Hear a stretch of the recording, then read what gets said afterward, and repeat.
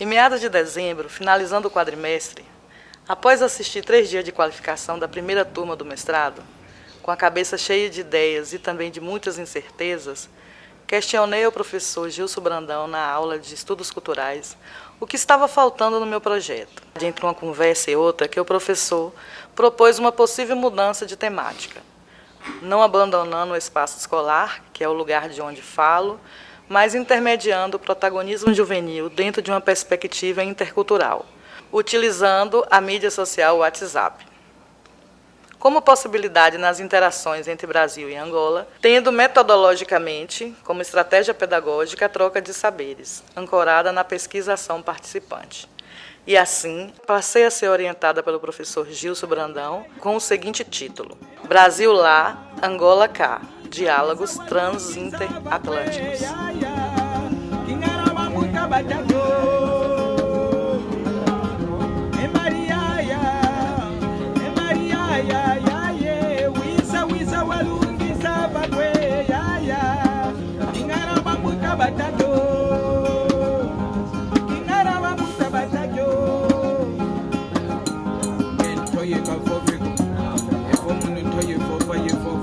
Você já imaginou, né, se isso aí sai se você consegue fazer esse trabalho juntamente com aluno, você pegar uma escola, a escola que você trabalha, e juntar com uma escola e fazer um trabalho com uma escola lá em Luanda, e que seria os alunos de lá para cá e os alunos daqui para lá. E aí eles, ao invés de você estar em uma sala de aula falando de países africanos, falando dessa questão das diferenças e semelhanças, você colocar eles para discutirem. Desde quando a gente começou com o projeto, que a gente se envolveu com o pessoal, a gente tratou de muitos temas. E umas coisas que eu achei muito interessante é a parte que a gente tem uma visão sobre a gente estuda história, a gente vê mais para um lado, como eu posso dizer, algo mais decaído, uma coisa, não tem como explicar. A gente tem uma visão ruim de lá, a gente daqui que não sabe como é. Só que como a gente teve o contato com o pessoal e eles mostraram pra gente que não é assim, não é bem assim, entendeu? Eles mandaram foto de como era a cidade, muitos prédios, esse tipo de coisa.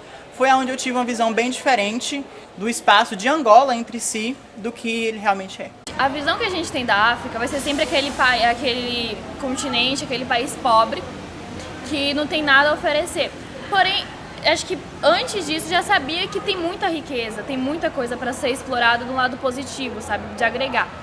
Então, quando eu comecei a conversar, fiz amizade, por exemplo, com o Ruandro, com a Wanda, com a Luísa, eu já sabia que assim, tinha um mundo diferente do que é acostumado a passar na televisão, até porque eles nunca mostram realmente o lado bom de tudo. E aí a gente conversando, eu falava assim, manda vídeo, foto, né? Aí eles mostravam uma cidade linda, tudo limpinho, eu falava, Teixeira não tem muito o que mostrar, né? E assim, eu acho que isso eu já tinha a visão de que era um país rico e incrível, locais lindos. Eu só concretizei isso e fiquei cada vez mais impressionada em como tem coisas que a gente pode pegar de lá e colocar aqui também. E até mesmo algumas coisas que eu olho, por exemplo, no WhatsApp. É a questão do ensino deles, sabe? A Luísa mesmo, ela vira e mexe, ela posta desenhos tipo de plantas, sabe? Que eles estudam, acho que no colégio mesmo. E não é uma coisa que nós temos aqui. Eu vi as pessoas a falarem, a conversarem sobre vários aspectos. Eu claramente falava, mas gostava de ler o que as pessoas falavam, de ouvir o que as pessoas diziam, de ver as fotos que mandavam, a cultura brasileira, as diversas atividades que faziam na escola. Eu achei interessante esse grupo porque mostra que, mesmo estando do outro lado do mundo, pode ter uma interação com pessoas sem ter nenhuma desconfiança, sem ter preconceito, sem ter racismo. A ideia do grupo foi algo maravilhoso. Era um grupo diverso. E eu acho que, de uma forma ou de outra, ele ajuda também, respeita as diferenças entre eles também, entendeu? Porque ele começa a conhecer o outro dentro daquele grupo. Tem muitas pessoas que passou durante esses 6 meses que ficou de discussões no grupo, que não falou nada. E eu perguntava, né, no privado, assim, mas está tudo bem com você? Você tá legal? Não, eu não quero sair do grupo, não. Porque eu nem perguntava se queria sair. Né? Mas eu perguntava, assim, eu sempre questionava, como é que tá? Que eu via que tinha visualizado, eu via que estava ali, mas assim, só observando. Professora, eu estou aprendendo muita coisa. Quando eu vou vendo as postagens, coisas que eles fazem, eu fico, nossa, eu pensava que era diferente, eu pensava gente mais sofrida ou algo do tipo. Mas não, são como no Brasil. No Brasil nós temos lugares extremamente ricos, mas nós também temos lugares de extrema pobreza. E assim, muitas vezes a gente só mostra a pobreza do Brasil, a gente não mostra as riquezas. E é o que acontece lá.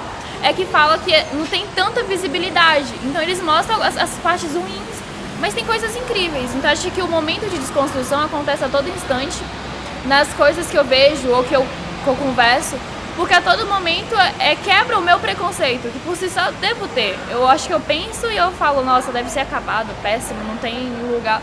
Mas não, tem muitas coisas diferentes e muitas coisas parecidas. A infraestrutura vai ser boa, vai ser ruim, e eu acho que é isso. A todo momento tem uma desconstrução minha sobre a questão do preconceito.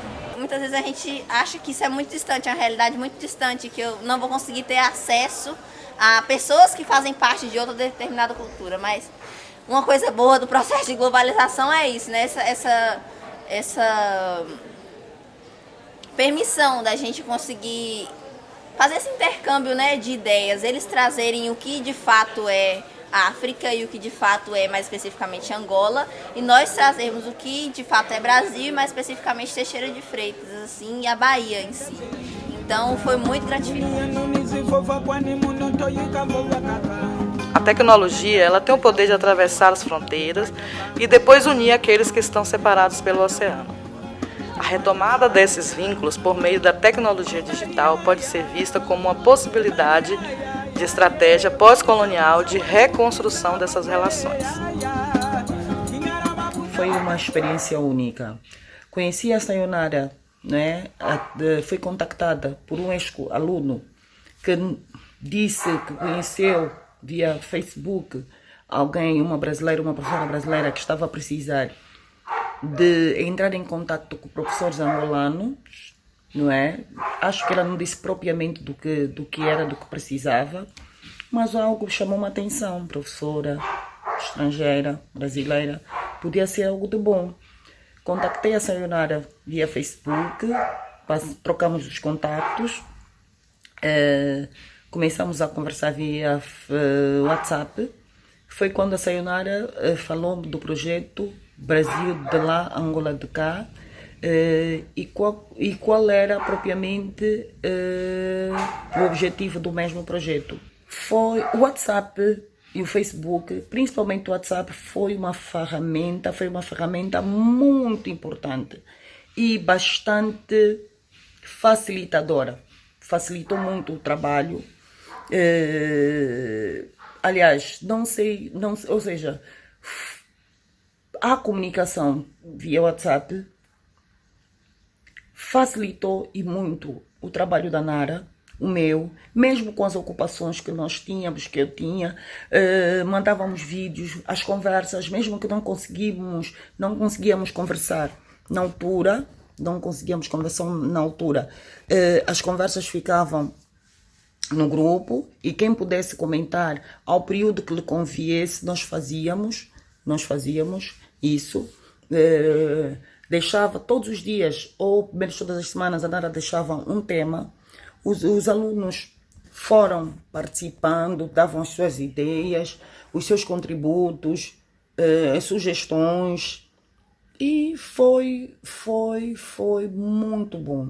É como se eu estivesse lá, o meu trabalho que eu fiz aqui, ela fez lá, sem eu precisar. Ela só dizia assim, me diga aí o que você quer que eu faça, me diga aí o que a gente vai trabalhar. E ela fez as mesmas coisas que eu fiz aqui, né? Todas as discussões, quando a gente percebia, porque a gente precisa, assim, o trabalho com o WhatsApp, ele tem os altos e baixos, né? Momentos de altos e baixos, de discussões e momentos também de silêncio total. E que eu falava, pronto, acabou.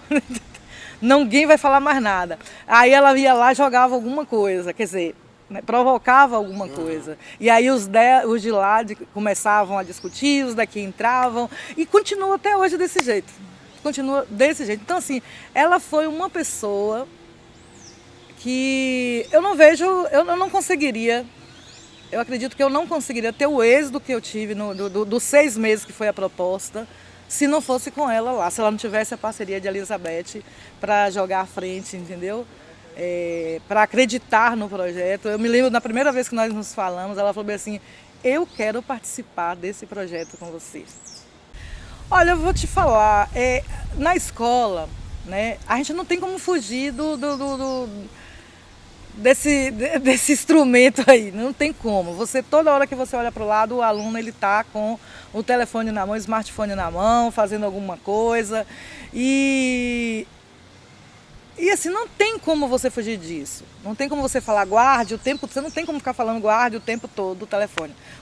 Ele ajuda se soubermos usar. É como tudo tem vantagens e desvantagens. Há pessoas que com o uso do telefone decaem muito a nível escolar, há outras que não.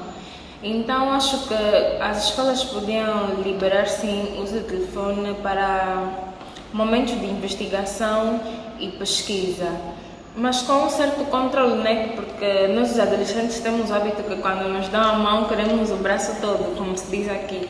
Então com um certo controle ou uma hora determinada de que podemos usar a internet, porque também é impossível, adolescente que somos, as escolas proibirem o uso de telemóveis. Podemos falar com as pessoas a qualquer momento, a qualquer hora, e os trabalhos de investigação já não é necessariamente termos que estar todos a frequentar bibliotecas físicas, porque o uso do telefone, o uso da internet, fruto da globalização, já nos dá acesso a bibliotecas informáticas, já podemos ler livros em PDF.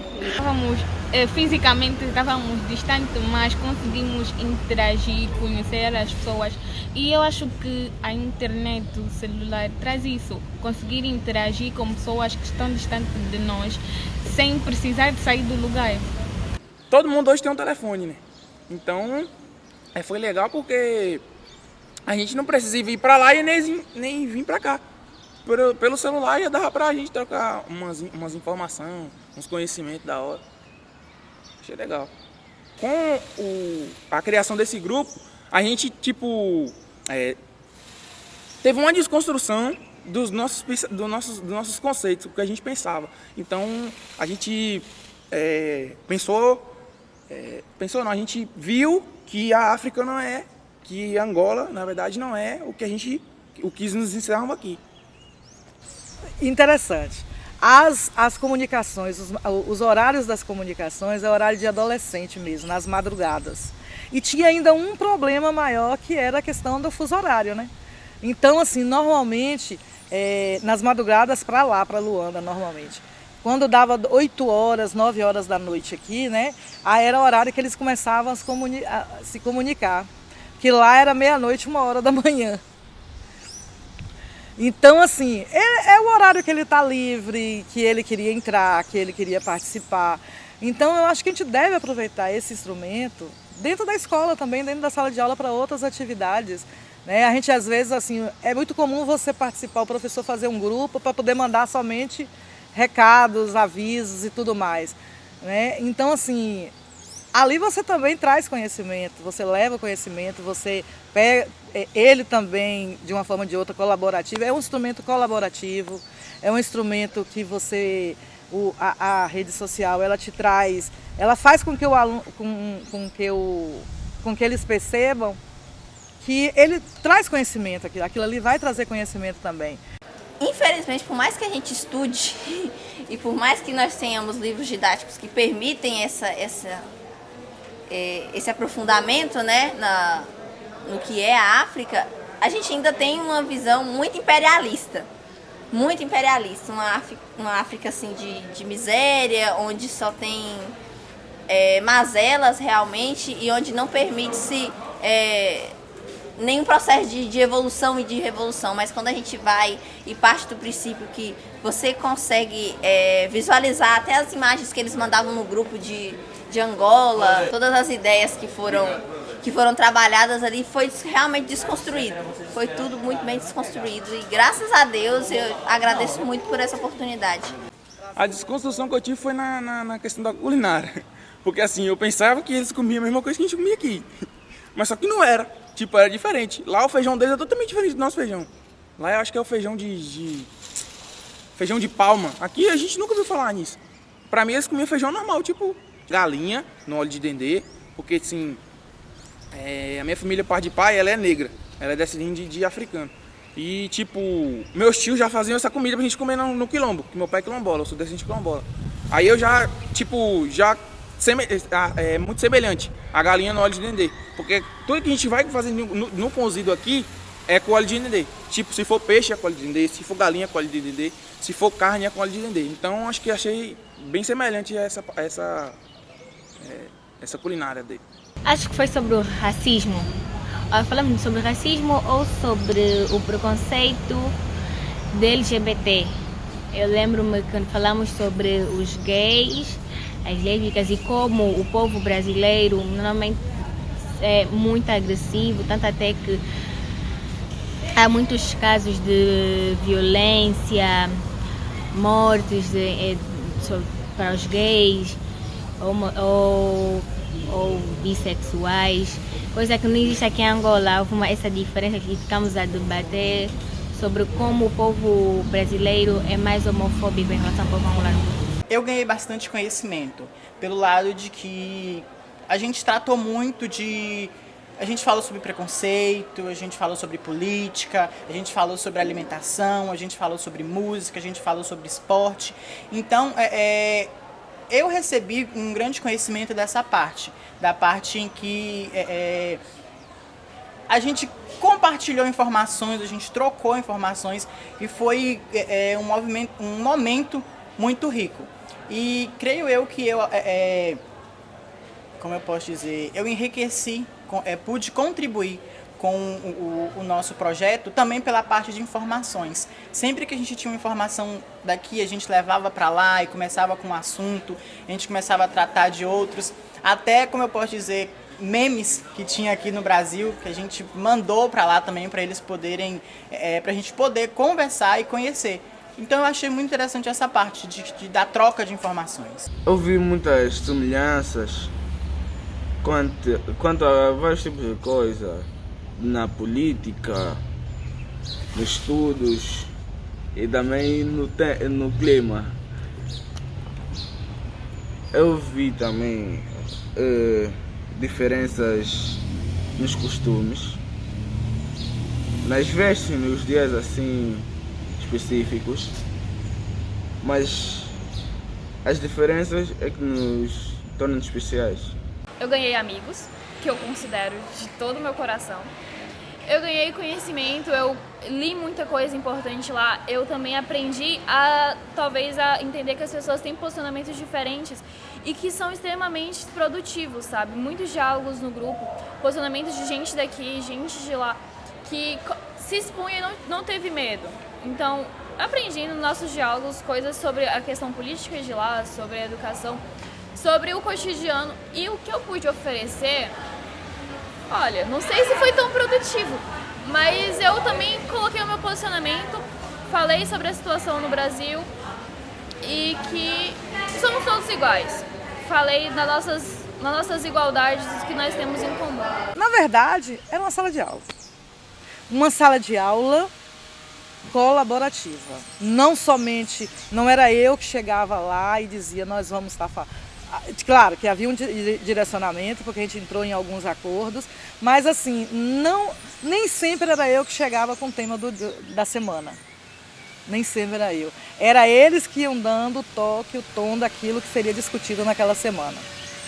Então, foi uma sala de aula virtual com a participação de todos, né, sendo uma sala de aula extremamente colaborativa.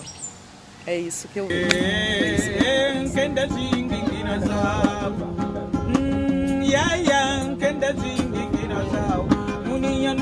Vova kwani mono toyi kambo vakaka.